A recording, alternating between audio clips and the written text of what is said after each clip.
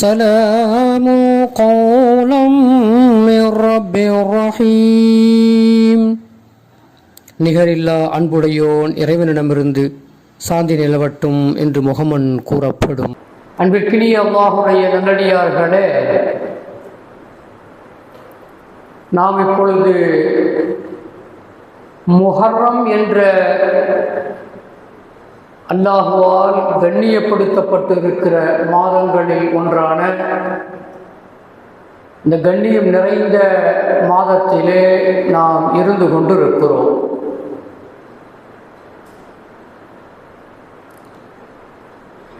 முஹர்ரம் மாதத்தை வல்ல ரஹ்மான் புனிதத்திற்குரிய மாதம் என்று சொல்லி தனது திருமறையிலே சொல்லி தந்திருக்கிற செய்திகளை நாம் பார்க்கிறோம்.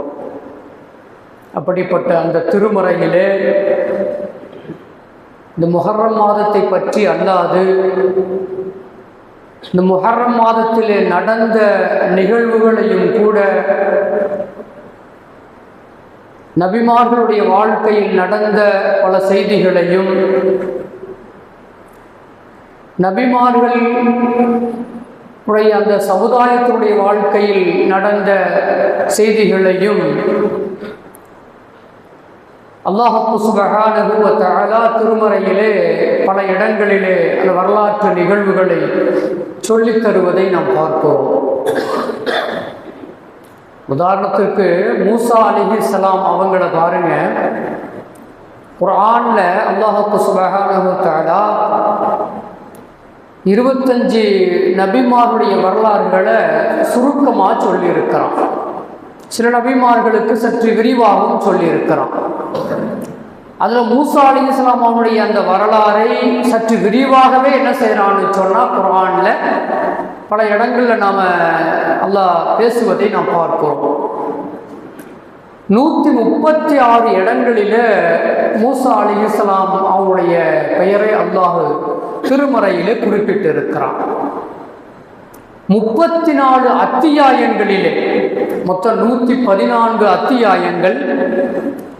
இந்த 114 அத்தியாயங்களில் 34 அத்தியாயங்களில் மூசா அலைஹிஸ்ஸலாமுடைய பெயர்கள் இடம்பெற்றிருப்பதை நாம் பார்க்கிறோம். அது மட்டுமல்லாது மூசா அலைஹிஸ்ஸலாம் அவர்களுக்கும் ஃபிரௌனுக்கும் இடையிலே, மூசா அலைஹிஸ்ஸலாம் அவர்களுக்கும் ஃபிரௌனுக்கும் இடையிலே நடைபெற்ற அந்த நிகழ்வுகளை அல்லாஹ் குர்ஆனிலே 20 இடங்களிலே அல்லாஹ் பேசியிருப்பதை நாம் பார்த்தோம். ஆக இந்த வரலாறு ஒரு முக்கியத்துவம் வாய்ந்த வரலாறு அப்படிங்கிறது நாம் இந்த எண்ணிக்கையின் மூலமாக நாம் தெரிந்து கொள்ளுகிறோம். அப்படின்னா குர்ஆன் என்ன வரலாற்று நூலா, இது வரலாறு புத்தகமா அப்படின்னு நமக்கெல்லாம் என்ன சொன்னால் ஒரு எண்ணங்கள் தோன்றலாம். இப்படி சொல்லும் பொழுது அந்த சிந்தனைகள் ஓடலாம். அன்பிற்கினியவர்களே, குர்ஆன் என்பது வாழ்க்கையின் அனைத்து விஷயங்களுக்கும் வழிகாட்டக்கூடிய ஓர் உயர்ந்த வேதம், ஒரு அற்புதமான வேதம். அந்த வேதத்தில் வரலாறுகளை அதிகமாக இடம்பெறச் செய்வதனுடைய நோக்கம் என்ன அப்படின்னு சொன்னால், அந்த வரலாறுகள் தான் அடுத்துள்ள சமூகத்தினுடைய முன்னேற்றத்திற்கான ஒரு முன்மாதிரியாக இருக்கிறது என்பதை சுட்டிக்காட்டுவது நோக்கம். மனித உள்ளங்களை பக்குவப்படுத்துவது அதனால் ஏற்படுகிற நோக்கம். மனித மனங்களை பக்குவப்படுத்துவது, மனித மனங்களிலே இருக்கக்கூடிய கசடுகளை அகற்றுவது, இன்னும் இதுபோன்று மனித வாழ்க்கையினுடைய எல்லா அம்சங்களையும் உள்ளடக்கித்தான் அந்த வரலாறுகளையும் சொல்லப்படுகிறது என்பதும், மனிதன் எப்பொழுதுமே கவலைக்குரியவனாகவே இருக்கிறான். அவனது கவலைகளை போக்கும் விதமாக அல்லாஹ் அவனுடைய மன உளைச்சல்களுக்கு மருந்தாகவும் அல்லாஹ் குர்ஆனிலே ஷிஃபாவும் சொல்லுவான். குர்ஆன் ஷிஃபாவாக இருக்கிறது, உள்ளங்களுக்கான மருந்தாக இருக்கிறது என்றெல்லாம் அல்லாஹ் குர்ஆனிலே சொல்லுகிற செய்திகளை நாம் பார்க்க முடியும். ஆக திருமறை என்பது வெறும் வரலாறு புத்தகம் அல்ல, அது ஒரு உயர்ந்த வேதம் என்பதை நாம் இந்த நேரத்திலே புரிந்து கொள்ள வேண்டும். குறிப்பாக அதில் மூசா அலைஹிஸ்ஸலாம் அவங்களை பற்றியான ஒரு செய்திகளை இன்னைக்கு இந்த பயானில் எடுத்துக்கொள்ளுகிறோம். மூசா அலைஹிஸ்ஸலாம் அவருடைய வரலாறு என்ன, இந்த முஹர்ரம் மாதத்துக்கும் அவங்களுக்குமான சம்பந்தம் என்ன அப்படின்னு நம்ம பார்க்கிற பொழுது நமக்கெல்லாம் தெரியும். ஃபிரௌன் நைல் நதியிலே மூழ்கடிக்கப்பட்டதும் மூசா அலைஹிஸ்ஸலாம் அவர்கள் அந்த நைல் நதிக்கு ஆற்றங்கரையிலே தவித்துக் கொண்டு இருக்கிற பொழுது 12 பிரிவுகளாக அந்த நைல் நதியை பிரிக்க செய்து அல்லாஹ் அதிலே அவர்களை உள்ளே நடக்க செய்து காப்பாற்றினான் என்பதையும் நாம் பார்க்கிற செய்திகளாக இருக்கிறது அன்பிற்கினியவர்களே.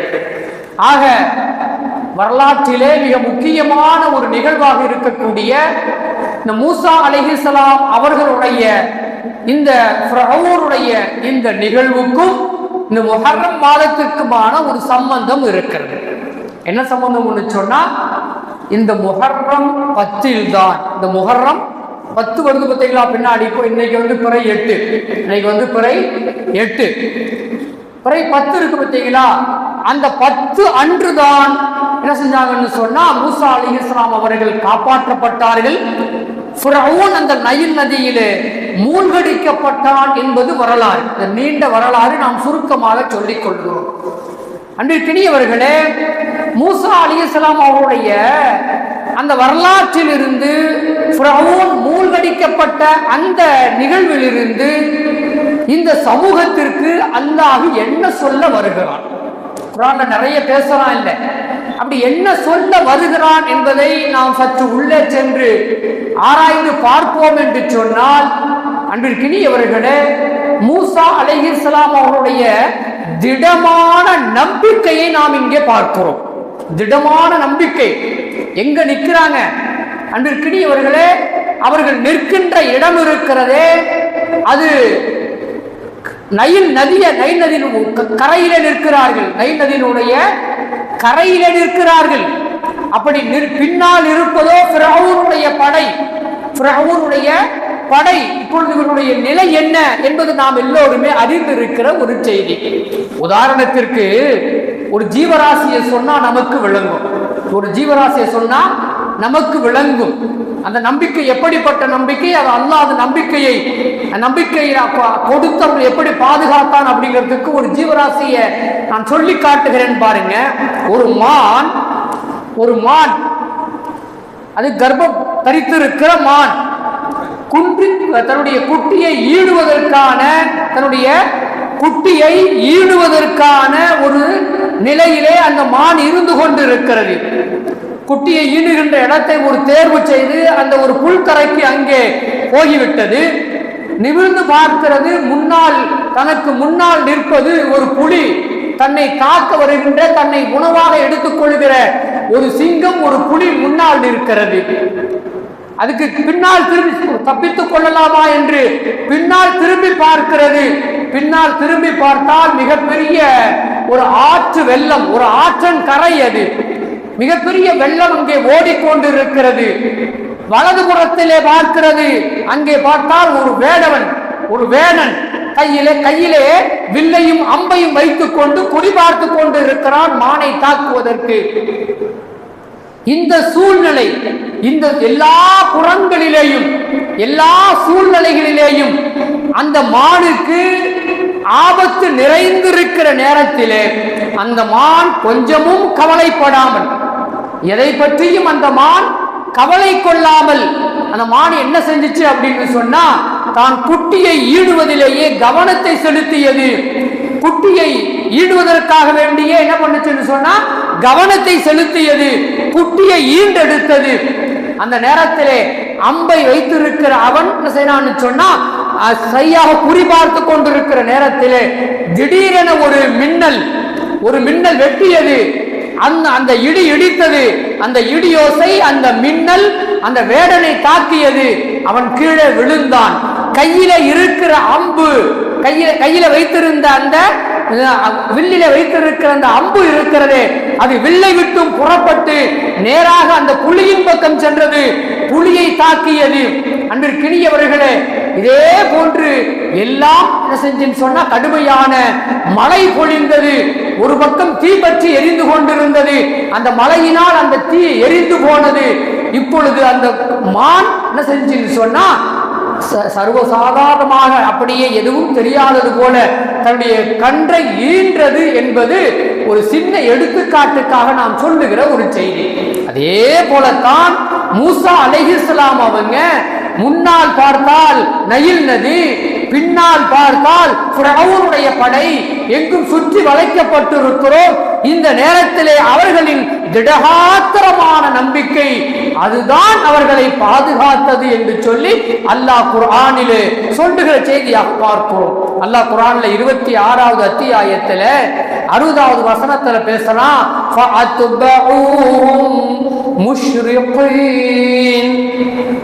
கிழக்கு வெளுக்கிற நேரம். முஷ்ரிக்கின் சொன்னா அந்த முஷ்ரிக்கின் அந்த முஷ்ரிக் இல்ல, இணை வைப்பாளர்கள் அல்ல, இது காஃப் வச்ச அந்த எழுத்து. கிழக்கு வெளுக்கிற நேரம் பனு இஸ்ரவேலர்களை துரத்தி கொண்டு ஃபிரௌனுடைய படையில் துரத்தி கொண்டு வருகிறார்கள். இன்னும் விடியவில்லை, விடியற் காலையின் நேரம். அந்த பொழுதிலே அவர்களை பின்பற்றி ஃபிரௌனுடைய படையும் வருகிறது.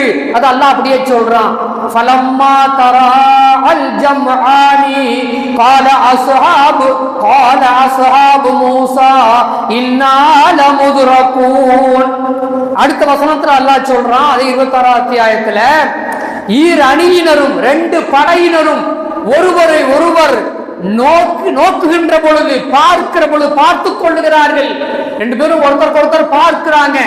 பின்பற்றி வந்த நேரம், அப்படி பார்க்கிற நேரத்திலே பனு இஸ்ரவேலர்கள் திரும்பி பார்க்கிறார்கள். அங்கே பின்னால் அந்த படை, முன்னால் நைல் நதி. இந்த நேரத்திலே கால கல்லா, மூசா அலைஹிஸ்ஸலாம் சொல்றாங்க, நம்பிக்கை இழக்காதீங்க. அந்த ஈரடியரும் சந்திக்கிற பொழுது மூசா அலைஹிஸ்ஸலாம் அவருடைய அந்த தோழர்கள் சொன்னாங்க, நிச்சயமாக நாம் அகப்பட்டு கொண்டோம், நிச்சயமாக நாம் அகப்பட்டு கொண்டோம், மாட்டிக்கிட்டோம், அவ்வளவுதான், கதை முடிஞ்சு போச்சு. நைல் நதி முன்னால இறங்கினாலும் ஆத்துல அடிச்சுக்கிட்டு போயிடுவோம், இல்ல நாம எங்கேயாவது தப்பிக்கலான்னு ஓடுனாலும் ஃபிரௌனுடைய படைக்கிட்ட மாட்டிக்கிட்டோம், இன்னைக்கு கதை முடிந்தது என்று அவர்கள் சொல்லுகிற பொழுது, இன்னால முதரக்கூன், நாம் அகப்பட்டு கொண்டோம் என்று மூசா அலைஹிஸ்ஸலாம் அவருடைய தோழர்கள் சொல்லுகிற பொழுது மூசா அலைஹிஸ்ஸலாம் அவங்க சொல்றாங்க, அந்த நம்பிக்கை தான் அல்லாஹ் சொல்றான், கல்லா, நீங்கள் அப்படி நினைக்காதீர்கள், நீங்கள் அப்படி நினைக்க வேண்டாம். இன்ன மஅய ரப்பி, என்னோடு என்னுடைய ரப்பு இருக்கிறான், என்னோடு நான் மட்டும் இங்கே இல்ல, என்னோடு என்னுடைய ரப்பு இங்கே இருக்கிறான். சயஹ்தினி, அவன் நிச்சயமாக எனக்கு வழியை காட்டுவான், வெற்றிக்கான வழியை எனக்கு காட்டுவான். எந்த நேரங்க, கொஞ்சம் தான், அவ்வளவுதான், இனி தாக்கப்பட போகிறார்கள். தாக்கினால் முடிஞ்சு. மூசா அலைஹிஸ்ஸலாம் அவர்களும் கூட்டத்தாரும் பனு இஸ்ரவேலர்களும் அந்த நைல் நதியிலேயே எல்லோரும் மாண்டு போக வேண்டிய கடைசி நொடியிலே அவர்கள் சொல்லுகிற வார்த்தை, சயஹ்தினி, அல்லாஹ் எனக்கு வழியை காட்டுவான், அல்லாஹ் எனக்கு வழியை காட்டுவான்னு சொல்றாங்க. இப்ப அல்லாஹ் உடனே உத்தரவு போட்டான். கையில அசா வச்சிருக்கீங்கல்ல, அந்த அசாவால் அந்த நைல் நதியிலே அடியுங்கள் என்று சொன்னான். அடித்தார்கள். அது 12 பிரிவுகளாக பிரிந்தது. அல்லாஹ் குர்ஆன்ல அப்படியே சொல்லி காட்டுறான், 12 பிரிவுகளாக அது பிரிந்தது. என பனு இஸ்ரவேலர்கள் 12 கூட்டத்தார்கள். அந்த 12 கூட்டத்தாரும் அல்லாஹ் சொன்னா, மூசா அலைஹிஸ்ஸலாம் உத்தரவு போட்டான், இறங்குங்க, நீங்க உங்க பின்னாடி அவங்களும் இறங்க சொல்லுங்க. எல்லாமே இறங்குனாங்க. அந்த பக்கம் செஞ்சாங்கன்னு சொன்னா போய் சேர்ந்தாங்க எகிப்துல, நைல் நதியில அந்த பக்கம் போய் சேர்ந்தார்கள். ஃபிரௌனுடைய கூட்டத்தார் அழிக்கப்பட்டார்கள். இந்த நம்பிக்கை நமக்கு வேண்டும். இதே நம்பிக்கை, எவ்வளவு நிர்பந்தம் இருக்கட்டுங்க, எவ்வளவு நிர்பந்தம் இருக்கட்டும், எவ்வளவு சோதனை இருக்கட்டும், கடைசி நிமிடம் வரை, கடைசி நொடி வரை என்னுடைய ரப்பு என்னோடு இருக்கிறான், அவன் எனக்கு வெற்றிக்கான வழியை கண்டிப்பாக காட்டுவான் என்ற அந்த நம்பிக்கை நமக்கு இந்த முஹர்ரம் மாதம், முஹர்ரம் 10 நமக்கு தருகிற ஒரு மிக முக்கியமான பாடம், முதலாவது பாடமாக இருக்கிறது. அன்பிற்கினியவர்களே, பாருங்க, ஃபிரௌன் எப்படிப்பட்டவன்? ஃபிரௌன் என்பவன் எப்படிப்பட்டவன் நமக்கு தெரியும். பனு இஸ்ரவேலர்களை கொத்தடிமைகளா வச்சிருந்தான். பனு இஸ்ரவேலர்களை கொத்தடிமைகளா ஆக்கி வச்சிருந்தான். இன்னைக்கும் பார்க்கிறோம் இல்ல, பல இடங்கள்ல கொத்தடிமைகளை ஆக்கி வச்சிருக்கிறது இப்ப கொஞ்சம் கொஞ்சம் குறைஞ்சுக்கிட்டு வருது. ஆனாலும் கூட சில தொழிற்சாலைகளிலே, ஈரோட்டு பக்கம்லாம் இருக்கக்கூடிய சில தொழிற்சாலைகள், அது நம்ம அடிக்கடி கேள்விப்படுற செய்தி, அது போன்ற தொழிற்சாலைகள், அது போன்று திருப்பூர், கோயம்புத்தூர், இது போன்ற இடங்களிலே, தொழிற்சாலைகளிலே சிலரை கொத்தடிமைகளாக வைத்திருப்பார்கள். அவன் அங்கதான் சாப்பிடணும், அங்கதான் வேலை செய்யணும், அங்கதான் படுத்து தூங்கணும், அவன் கொடுக்கிற சம்பளத்தை தான் வாங்கிக்கணும், அவன் என்ன சொல்றானோ அதை கேட்கணும். அது மாதிரியான ஒரு நிலை. அதே மாதிரியாக பனு இஸ்ரவேலர்களை ஃபிரௌன் ஆக்கி வைத்திருந்தான் என்பது அல்லாஹ் குர்ஆனிலே சொல்லித் தருகிற செய்தி. துன்புறுத்தி கொண்டே இருப்பான், துன்புறுத்தி கொண்டே இருப்பான். எப்படின்னு சொன்னா, இந்த குதிரை வண்டி இருக்கு பாத்தீங்களா, இந்த குதிரை ஓட்டுறான் பாத்தீங்களா, குதிரை வண்டிக்காரன் அவன் சும்மா இருக்கவே இருக்க மாட்டான். அவர் கையில ஒரு நீளமா கம்பு ஒண்ணு வச்சிருப்பான். அந்த கம்புல என்ன பண்ணுவான்னு சொன்னா, ஒரு ஆணியை குத்தி வச்சிருப்பான். ஒரு ஆணி ஒண்ணு இருக்கும், குதிரை பாட்டிக்கு போய்கிட்டு தான் இருக்கும், சும்மா இருக்க மாட்டான், பின்னாடி குத்துவான். என்ன பண்ணுவான்னு சொன்னா குத்திக்கிட்டே இருப்பான். ஏன்னா அந்த குதிரை திரும்பி அதால கேட்க முடியாது, அது ஒண்ணும் பண்ண முடியாது. ஏன்னா இவன் தான் அந்த குதிரைக்கு உணவு கொடுக்கிறான், கட்டுப்பட்டு நடக்கணும். சமயங்கள்ல மாட்டிக்கிட்டா அது வேற மாதிரி நடக்கும். சமயங்கள்ல வாட்ஸ்அப்ல நம்ம பார்த்த ஒரு செய்தி, கழுதையை ஒருத்தன் பிடிச்சு அடிச்சுக்கிட்டே இருந்தான், சுத்தி சுத்தி அடிச்சான். அது பார்த்துச்சு, கொஞ்ச நேரம் பார்த்துச்சு, அவன் மேல ஏறி உட்கார்ந்த உடனே அப்படியே வளைச்சு பிடிச்சு அவன் காலை பிடிச்சு இழுத்து சுத்திச்சு. பாருங்க, நேச்சுரலா நடந்த செய்தியை சொல்றேன். அன்பிற்கினியவர்களே, அது போல கொத்தடிமைகளாக துன்புறுத்தி கொண்டே இருப்பார்கள். சாட்டையை கொடுத்து அடிச்சுக்கிட்டே இருப்பான். என்ன பண்ணுவான்னு சொன்னா, அந்த காரியத்தை செய்து கொண்டே இருந்தான். ஒரு கட்டத்தை என்ன சொன்னான்னு சொன்னா, ஆனா ரப்புக்குமுல் அஅலா, அல்லாஹ் குர்ஆன் சூரத்து தஹால சொல்லுவான், ஆனா ரப்புக்குமுல் அஅலா, நான் தான் உங்களுடைய இறைவன், என்னை நீங்கள் வணங்க வேண்டும். எங்க வந்துட்டான்? நான் தான் ரப்பு, நீங்க எல்லாம் எனக்கு அடிமை, வணங்குங்க, எனக்கு சிரம்பணியுங்கள், சஜிதா செய்யுங்கள் என்ற நிலைக்கு வந்தான் என்று சொல்லி ஃபிரௌனை பற்றிய செய்தி நமக்கெல்லாம் தெரிஞ்சது. அன்பிற்கினியவர்களே, இது கொடுக்க இந்த ஃபிரௌன் அந்த அழிக்கப்பட்டது, அழிக்கப்பட்டான் இல்ல, அது நமக்கு சொல்லுகிற பாடம். இரண்டாவது பாடம் என்னன்னு சொன்னா, நபி ஸல்லல்லாஹு அலைஹி வஸல்லம் சொல்றாங்க, லா யதுகுலுல் ஜன்னத மன் கான ஃபீ கல்பிஹி மிஸ்கால தர்ரத்தின் மின் கிப்ரின். கொஞ்சோல பெருமை, கொஞ்சோல பெரும்பை, அகம்பாவம், அகந்தை ஒருவனுடைய உள்ளத்திலே இருக்கும் என்று சொன்னால், அந்த பெருமை, தர்ரத் அப்படிங்கிற வார்த்தை பயன்படுத்துறாங்க, அணுவளவு, அணுவளவு, ஒரு வித்தின் அளவு அல்ல, அதை விட குறைவாக அணு அளவு கிபிர் என்ற அந்த பெருமை உள்ளத்திலே இருக்கும் என்று சொன்னால், அந்த உள்ளத்துக்கு சொந்தக்காரன் சொர்க்கத்திலே நுழைய மாட்டான் என்று பெருமானார் ஸல்லல்லாஹு அலைஹி வஸல்லம் அன்னவங்க சொல்றாங்க. அந்த ஹதீஸுடைய இறுதியிலே, தொடருடைய இறுதியில் இடையில சில விஷயங்கள் பேசப்படுது. இறுதியிலே கிபிர்னா என்ன அப்படின்னு சஹாபாக்கள் கேட்கிறாங்க. அல் கிபுரு பத்ருல் ஹக்கி, சத்தியத்தை மறைப்பதுதான் கிபிர், சத்தியத்தை மறைப்பதுதான் அகந்தை, சத்தியத்தை மறைப்பதுதான் அகம்பாவம் என்று பெருமானார் ஸல்லல்லாஹு அலைஹி வஸல்லம் அவங்க சொல்றாங்க.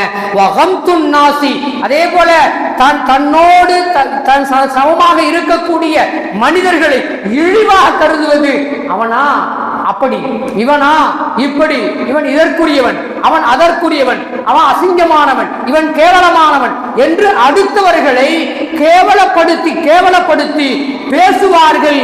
அவர்களுடைய உள்ளங்களிலே இருப்பது கிபிர் என்று பெருமானார் ஸல்லல்லாஹு அலைஹி வஸல்லம் சொல்றாங்க. முஸ்லிமிலே 9:1 என்ற எண்ணிலே பதிவு செய்யப்பட்டிருக்கிறது. ஆக அன்பிற்கினியவர்களே, இந்த பெருமைதான் ஃபிரௌனை நானே கடவுள் என்று சொல்ல வைத்தது.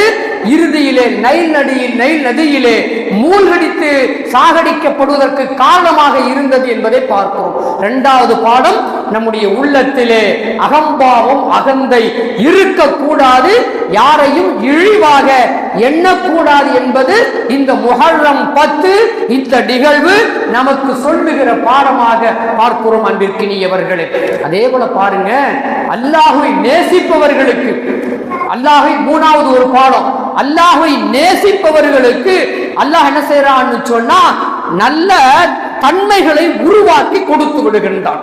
என்ன தன்மை? தபரானில ஒரு ஹதீஸ் ஒன்று சொல்லப்படுகிறது. அல்லாஹ் என்ன செய்யறான்னு சொன்னா, தான் யாரை நேசிக்கின்றோமோ அந்த நபருக்கு முதலாவது அவரிடத்திலே தேவையில்லாத பேச்சுக்கள் அவருடைய வாயிலிருந்து வராமல் அல்லாஹ் அவர்களை பாதுகாத்து தேவையற்ற நேரத்திலே மௌனத்தை கொடுத்து விடுகின்றான். பேசுனா பிரச்சனை, இது பேசுனா நமக்கு கெடுதியாகிவிடும் என்ற நேரத்திலே அமைதியாக இருப்பார். அல்லாஹ் கொடுக்கிற ஒரு பாக்கியம் என்று சொல்லி பெருமானார் ஸல்லல்லாஹு அலைஹி வஸல்லம் நம்ம சொல்றாங்க. இரண்டாவது, பணிவு அவரிடத்திலே இருக்கும். அவர்களை என்ன இருக்குங்க? பணிவு இருக்கும். இது அல்லாஹ் கொடுக்கிற பாக்கியம். மூன்றாவது, இறை நம்பிக்கை முழுமையாக அல்லாஹ் உள்ளத்திலே கொடுத்து விடுவான். இறைவன் தான் என்ற அந்த நம்பிக்கையை உள்ளத்திலே கொடுத்து விடுவான்.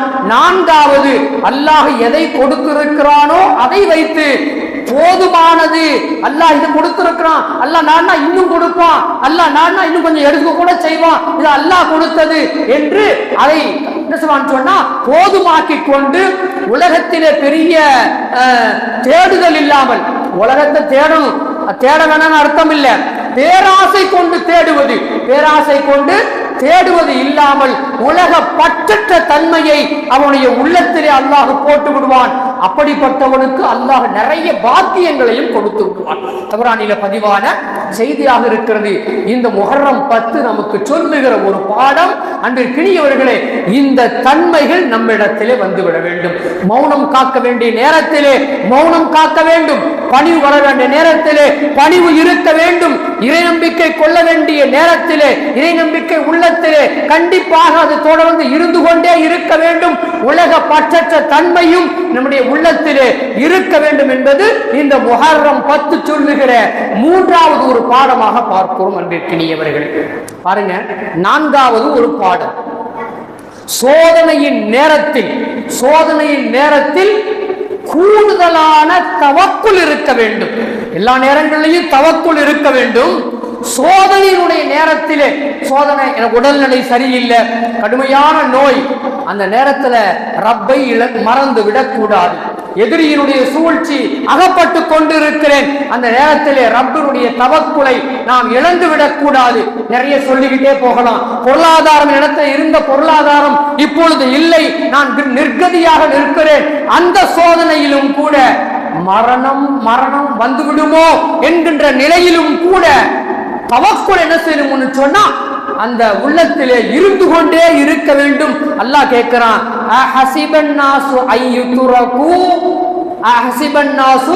ஐயுத்ரகு ஐயகூலு ஆமன்னா, நான் ஈமான் கொண்டேன் என்று சொல்லிவிட்டதினால் அப்படியே எதுவுமே எந்த சோதனையும் வராமல் அப்படியே விட்டு விடுவோம் என்று நீங்கள் நினைத்துக் கொண்டிருக்கிறீர்களா? நீங்க களிமா சொல்லிட்டேன், ரப்ப நான் ஏத்துக்கிட்டேன் அப்படின்னு நீங்க சொன்னதற்கு ஒருபாடு உங்களுக்கு எந்த சோதனையும் வரக்கூடாது, எந்த வேதனையும் வரக்கூடாது, உலகத்துல துன்பமே வரக்கூடாது அப்படின்னு நீங்க நினைச்சுக்கிட்டு இருக்கீங்களா? அப்படி இல்லை. வஹும் லா யுஃப்தனூன், அவர்கள் சோதிக்கப்படவே கூடாது என்று நீங்கள் நினைத்துக் கொண்டிருக்காதீர்கள். அல்லாஹ் சோதிக்கத்தான் செய்வான். உங்களது ஈமானை சோதித்துக் கொண்டே இருப்பான். நீங்கள் கொண்டிருக்கிற ஈமானை சோதித்துக் கொண்டே இருப்பான். எனவே எல்லா நிலைகளிலேயும் அந்த ஈமான் பரிபூரண ஈமானாக இருந்து தவக்குல் வைக்க வேண்டும் என்பது நாம் இந்த முஹர்ரம் மாதத்திலே பெறுகிற அந்த வரலாறிலிருந்து பெறுகிற ஒரு படிப்பினையாக இருக்கிறது. அன்பிற்கினியவர்களே, அதே போன்று இன்னொரு பாடம், ஐந்தாவதாக நமக்கு இன்னொரு பாடம் இருக்கிறது. அல்லாஹ் குர்ஆனிலே சொல்லுகின்றான், வல்லதீன ஜாஹது ஃபீனா லனஹ்தியன்னஹும் சுபுலனா வ இன்னல்லாஹ லமஅல் முஹ்ஸினீன். அல்லாஹ் என்ன சொல்றான்னு சொன்னா 29வது அத்தியாயம் 69வது வசனம், எவர்கள் நம்மை நோக்கி முயற்சி செய்கிறார்களோ, நான் ரப்போடு நெருங்க வேண்டும், ரப்போடு நெருங்க வேண்டும், நான் மறுமைக்காக வேண்டி என்று அதை நோக்கிய பயணமாகவே எவருடைய பயணம் இருக்கிறதோ, அப்படின்னா உலகத்துல வேற எந்த பயணம் இல்லைன்னு அர்த்தம் இல்லை. எல்லா பயணங்களும் நோக்கம் அதுவாக இருக்க வேண்டும். நான் இன்னைக்கு சம்பாதிக்க போறேன், என்னுடைய நோக்கம் அருமையாக இருக்க வேண்டும், அல்லாஹோடு நெருக்கமாக இருக்க வேண்டும்.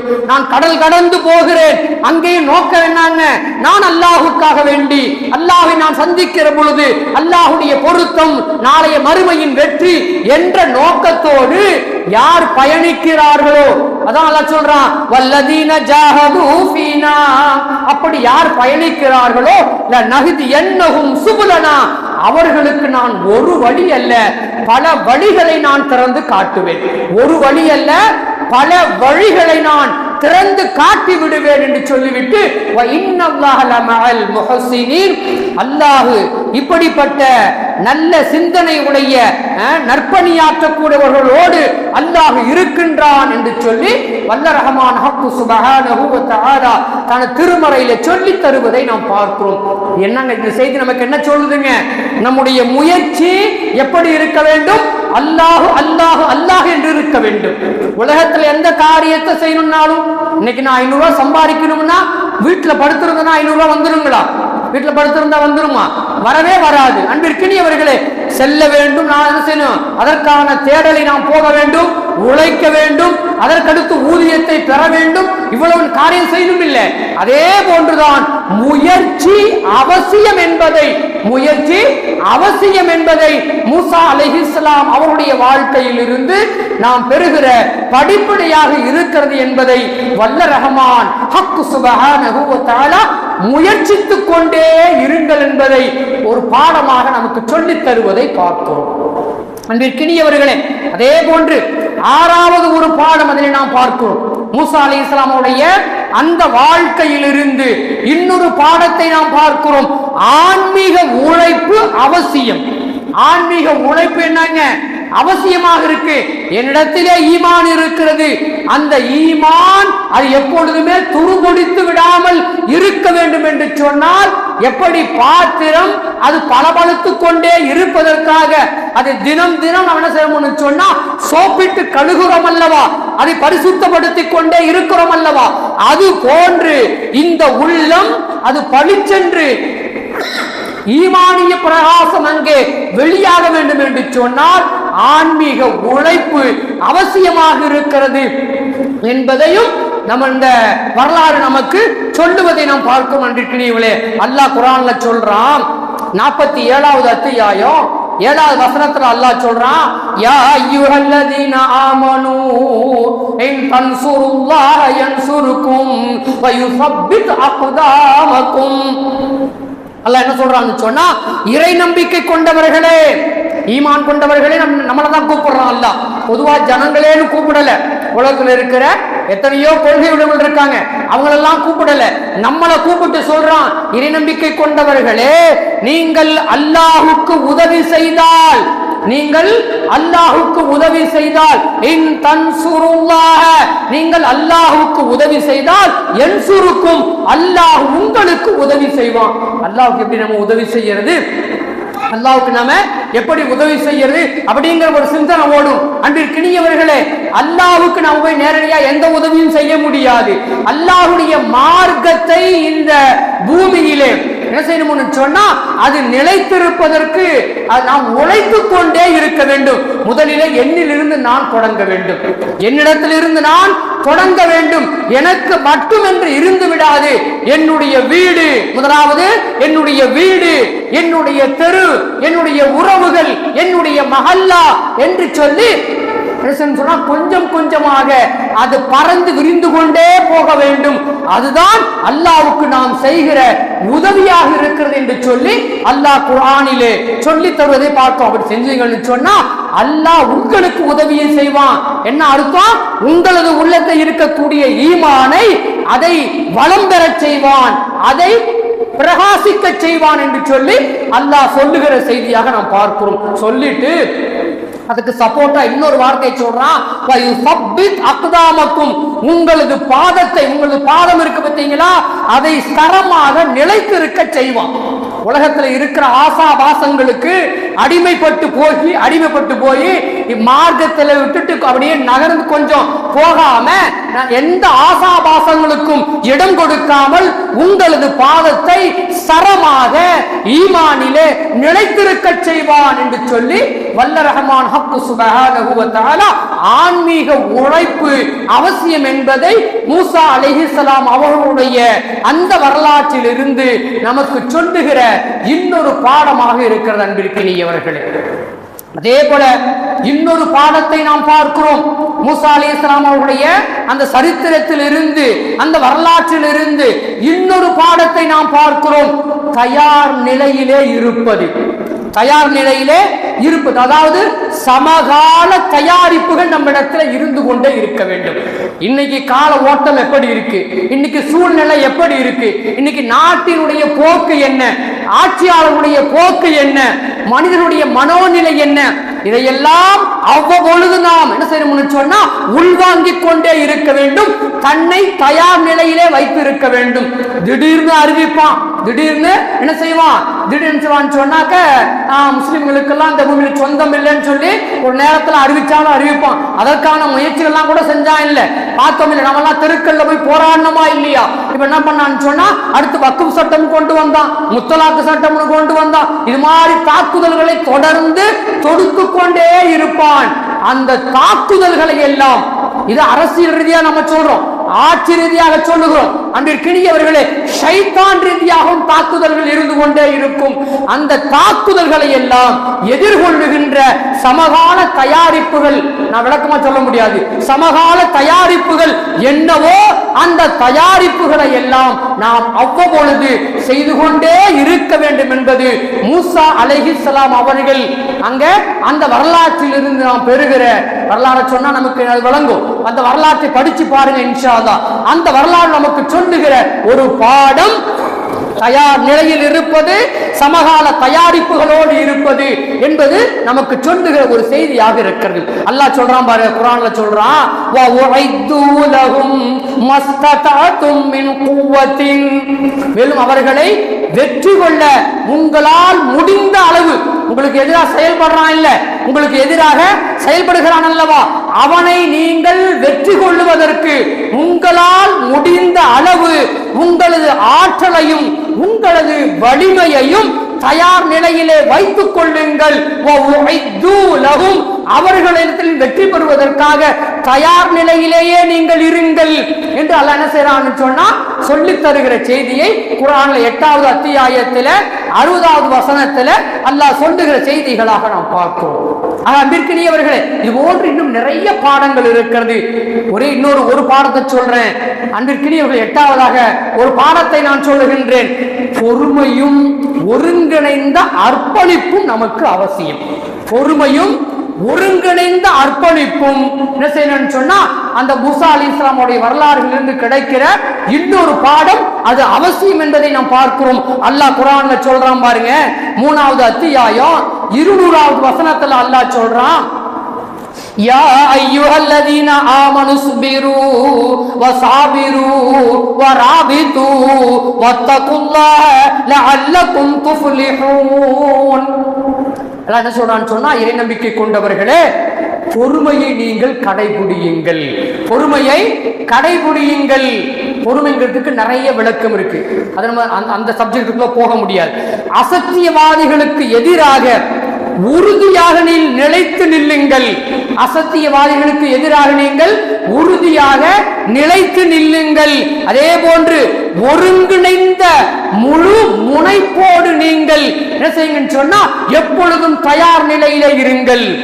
எதிரி நம்ம எப்ப வேணாலும் தாக்கலாம் என்கிற அந்த ஒன்றை எதிர்பார்த்து நீங்க என்ன செய்யுங்கன்னு சொன்னா உங்களுக்கு இடையிலே ஒரு ஒத்துழைப்பை உருவாக்கி கொள்ளுங்கள், ஒத்துழைப்பை உருவாக்கி கொள்ளுங்கள். ஆனா தமிழகத்தில் இருக்கிற இன்றைய தலைவர்களுக்கு மத்தியிலே அது இல்லாமல் போனது என்பது மிகப்பெரிய துரதிர்ஷ்டம் இந்த தமிழகத்தினுடைய முஸ்லிம்களுக்கான ஒரு செய்தி. அது உண்மைதானங்கள.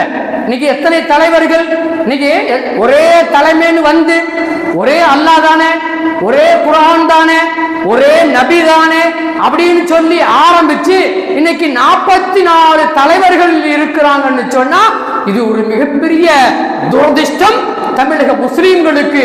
ஆனா அல்லாஹ் சொல்றான் பாருங்க, ஒருங்கிணைந்து முழு முனைப்போடு நீங்கள் இருங்கள், எப்பொழுதும் தயார் நிலையிலே இருங்கள் என்று அல்லாஹ் சொல்லுகிறான். மூசா அலைஹிஸ்ஸலாம் அவருடைய அந்த வரலாறும் நமக்கு அது பாடமாக சொல்லுகிறது.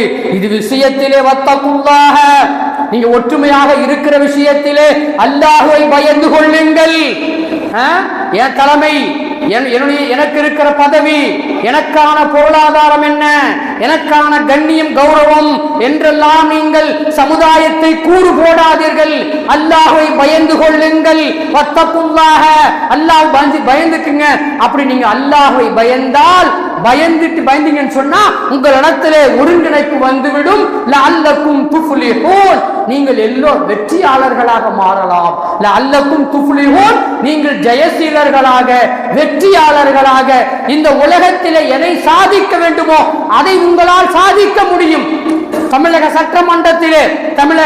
சட்டமன்றத்திலே எனக்கு ஒரு இந்த சமூகத்திற்கு ஒரு 20 இடம் கிடைக்க வேண்டும் என்று சொன்னால் நீங்கள் ஒன்றாக இணைந்தால் கிடைக்கும்னு அல்லாஹ் சொல்றான். பாராளுமன்றத்திலே ஏறத்தாழ நீங்கள் ஒரு 75 இடத்தை நீங்கள் பிடிக்க வேண்டும் என்று சொன்னால் நீங்கள் ஒன்றிணைந்தால் உங்களால் பிடிக்க முடியும் என்று அல்லாஹ் சொல்றான். லஅல்லக்கும் துஃப்லிஹூன். ஆனால் இந்த தலைவர்கள் ஒன்று சேரவே மாட்டார்கள். அதையும் அல்லாஹ் குர்ஆன்ல சொல்லுவதை பார்ப்போம். அன்பிற்கினியவர்களே, நீங்கள் வெற்றி பெற வேண்டும் என்று சொன்னால் நீங்கள் அர்ப்பணிக்க வேண்டும், ஒருங்கிணைந்து செயல்பட வேண்டும் என்பது மூசா அலைஹிஸ்ஸலாம் அவருடைய அந்த வரலாறு இருந்து இருக்கிற ஒரு பாடமாக இருக்கிறது என்பதை நாம் பார்க்கிறோம். ஆக அன்பிற்கினியவர்களே, இந்த பாடங்களை நாம் உள்வாங்கிக் கொண்டு அதை நாம் செயல்படுத்த வேண்டுமே தவிர வெறும் ஒரு சம்பிரதாயத்துக்கு ஜும்மா மேடையில பேசப்படுது என்று தயவு செய்து நீங்கள் நினைத்து இந்த காதிலே வாங்கி இந்த காதிலே வெளியே இடது காலையை வைக்கிற பொழுதே அதை அப்படியே விட்டு தயவு செய்து செல்ல வேண்டாம். கடைசியா ஒரு வரலாற்று நிகழ்வுகளை அப்படியே சொல்லிவிட்டு முடித்துக் கொள்ளுகிறேன். பாருங்க, நடந்த நிகழ்வுகள் முஹர்ரம் 10 நடந்த சில நிகழ்வுகள். சூரா தாஹாவுல அல்லாஹ் பேசுறான். சூனியக்காரர்கள் அனைவரும் இஸ்லாத்தை ஏற்றனர். மூசா அலைஹிஸ்ஸலாம் அவர் காலத்துல ஃபிரௌனுடைய சூனியக்காரர்கள் எல்லாம் நடந்த நிகழ்வு பெரிய சப்ஜெக்ட். அவர்கள் எல்லாம் இஸ்லாத்தை ஏற்றது இந்த முஹர்ரம் 10.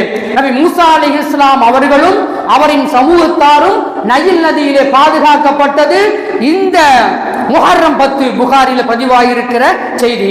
அதே போல ஃபிரௌனும் அவனது படையினரும் அழிக்கப்பட்ட நாள் அன்னைக்கே தான், பின்னாடி அழிக்கப்பட்டுச்சு. அதுவும் புகாரிலே பதிவாயிருக்கிற செய்தி.